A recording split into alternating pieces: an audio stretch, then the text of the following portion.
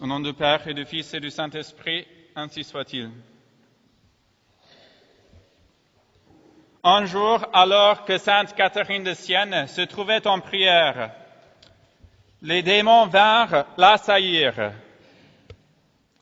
Les tentations et les assauts des esprits infernaux se font de plus en plus violents. Et sainte Catherine se sent de plus en plus faible pour y résister.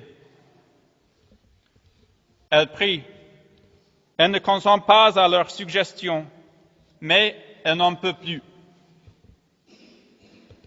Alors, craignant de succomber, elle pousse un dernier cri. Jésus! À ce très saint nom de notre Seigneur, les démons s'enfuient et notre Seigneur vient consoler son épouse, lui rendant une grande paix. Chers fidèles, pourquoi n'invoquons-nous pas avec tant de ferveur le saint nom de Jésus dans nos tentations? Ou, si nous avons la grâce de l'invoquer, pourquoi est-ce que nous n'en sentons pas les effets comme les saints? Souvent, c'est parce que nous le faisons par routine, sans grande confiance et sans esprit de foi. Bref, nous ne connaissons pas assez ce saint nom et ses vertus pour l'aimer, l'honorer et l'invoquer comme il faudrait. Nous verrons alors ce que signifie le saint nom de Jésus, puis quelques-uns de ses effets, et enfin quelques conséquences pour nous. Tout d'abord, que signifie le nom de Jésus? Pour bien le comprendre, lisons ce que la Sainte Église nous a fait chanter au premier répand des matines de cette nuit. C'est simplement un recueil des textes de l'Évangile. Voici que vous concevrez et enfanterez un fils, et vous l'appellerez Jésus, car il sauvera son peuple de ses péchés. Il a été appelé du nom de Jésus, nom qui lui fut donné par l'ange avant sa conception. Nous voyons ici que le nom de Jésus a été indiqué ou donné par l'ange Gabriel et à Marie et à Joseph. Or, les noms donnés ou imposés par Dieu explicitent toujours la mission que le bon Dieu confère à la personne en question. Par exemple, en appelant Simon, Pierre, notre Seigneur montrait que Saint Pierre allait être le fondement sur lequel il allait bâtir son Église. Jésus, qui vient de l'hébreu, veut dire « Dieu sauve ». Ce nom explique la mission de l'enfant Dieu.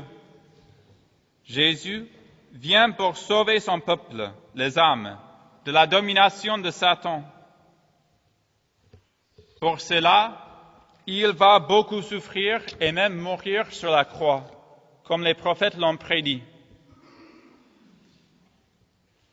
Quels ont dû être les sentiments de Notre-Dame quand elle a entendu ce nom prononcé par l'ange? Sûrement, elle a dû penser aux prophéties, surtout d'Isaïe, qui expliquent par quelle souffrance le Messie sauverait son peuple. Que la Vierge Marie nous aide à approfondir notre connaissance du très saint nom de son Fils. Et Saint Bernard fait remarquer, en commentant le nom de Jésus, que l'ange ne fait que reconnaître un nom que notre Seigneur possédait déjà. Il dit, « Ce nom lui appartient depuis l'éternité. Il est, de par sa propre nature, sauveur. »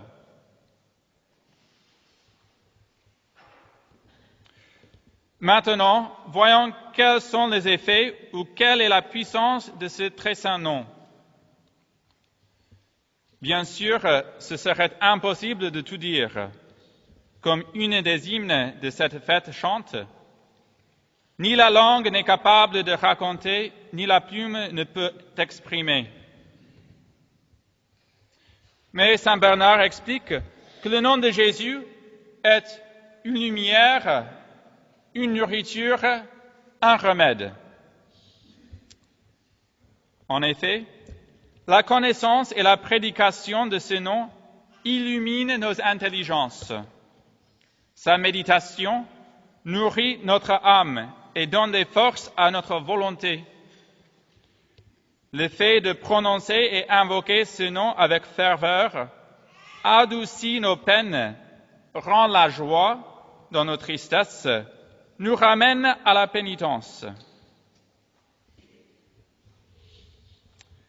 Un des répons de cette fête nous explique un autre effet du saint nom de Jésus. Ce répond nous dit que le nom de Jésus est une défense dans les tentations. J'ai rencontré la tribulation et la peine et j'ai invoqué le nom du Seigneur. Le nom du Seigneur est une tour très forte. J'ai espéré en lui et j'ai été secouru. Et nous avons déjà vu avec l'histoire de Sainte Catherine de Sienne que ce nom a le pouvoir de chasser les démons. Comment peuvent-ils, en effet, supporter ce nom qui leur rappelle la victoire de notre Seigneur sur la croix qui a écrasé leur puissance? Mais nous pouvons ajouter que le très saint nom de Jésus ranime notre foi en nous rappelant le mystère de la rédemption par lequel notre Seigneur nous a sauvés. Il augmente notre espérance en remettant devant nos yeux tout ce que notre Seigneur a fait pour nous sauver. Et il enflamme notre charité en nous incitant à aimer en retour celui qui a versé tout son sang pour nous. De même, ce nom de notre Sauveur est source des vertus, d'obéissance, d'humilité, de virginité, de force et de tous les autres. Par les exemples du Sauveur que ce nom de Jésus renferme en quelque sorte en lui-même. Si nous ne pouvons pas dire tous les bienfaits du nom de Jésus, comme l'hymne de cette fête nous dit, cette même hymne précise toutefois que celui qui en a fait l'expérience peut croire ce que c'est que d'aimer Jésus. Que la très sainte Vierge nous fasse alors bien prier et invoquer ce très saint nom, afin de croire davantage à sa puissance.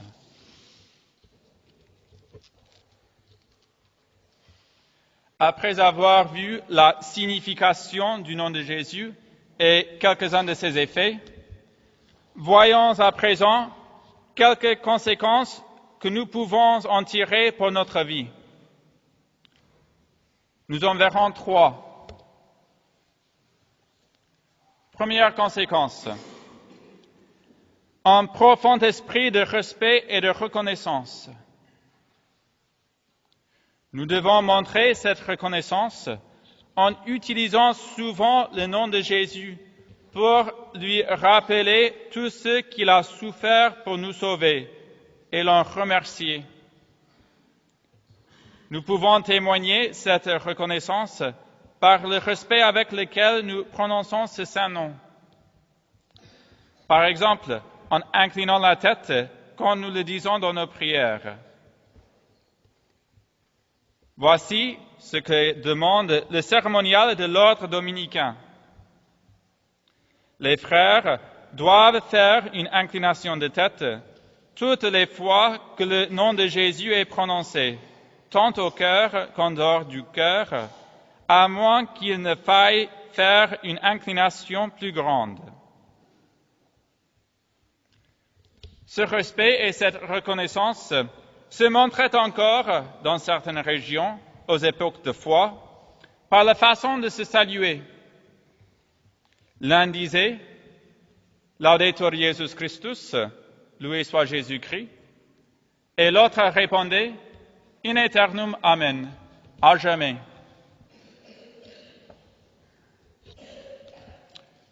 Deuxième conséquence, une sainte colère. Oui, si nous croyons vraiment que notre Seigneur Jésus-Christ est le seul Sauveur et que c'est par lui que nous obtenons tout bien pour nous-mêmes, pour nos familles, pour la société, les outrages, les blasphèmes et le silence dont ce très saint nom est entouré plus que jamais aujourd'hui devraient nous être insupportables. Si nous comprenions un tout petit peu les souffrances endurées par notre Seigneur pour notre salut, et par conséquence, les honneurs et les louanges qui lui sont dus en justice, le peu d'âmes qui continuent à prononcer ce nom avec respect aujourd'hui ne nous laisseraient pas indifférents. Si, en quelques mots, nous avions la foi dans le saint nom de Jésus, nous serions profondément scandalisés, attristés et dans une sainte colère, à la vue du pape François, qui, à la suite de Benoît XVI et leur prédécesseur depuis Vatican II, nous parle de la paix entre les nations, mais une paix où notre Seigneur Jésus-Christ est absent. Par exemple, le 7 juillet 2014, un journaliste argentin de la revue Viva pose une question au pape. Quelle est la recette du bonheur?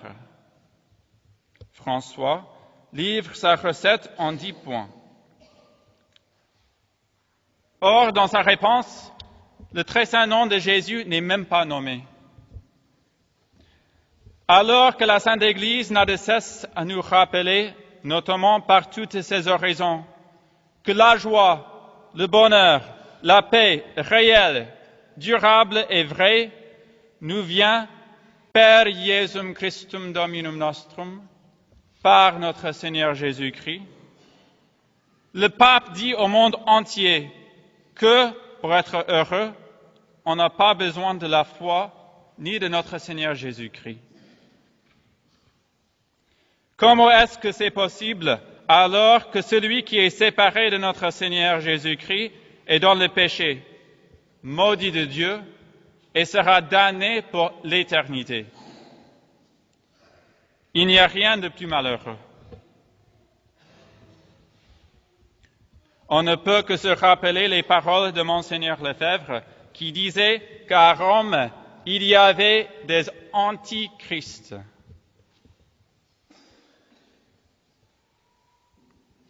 Et enfin, troisième conséquence pour nous, un vrai zèle et un amour tendre. Les blasphèmes contre le très saint nom de Jésus doivent nous exciter à un grand amour et un zèle pour propager l'amour dû au saint nom. Il ne s'agit pas de faire des choses extraordinaires et qui seraient peut-être intempestives, mais de consoler notre Seigneur des outrages faits à son très saint nom. Par exemple, en honorant en famille le très saint nom de Jésus par la récitation de ses litanies le dimanche, en inculquant à nos enfants à prononcer avec amour ce très saint nom, en offrant de temps à autre des prières en réparation, en venant à la procession du très saint nom de Jésus les deuxièmes dimanches du mois après les vêpres. Chers fidèles, sachez qu'en faisant cet effort pour consoler notre Seigneur de l'amour et de l'honneur dont son saint nom est privé aujourd'hui, vous serez largement récompensés.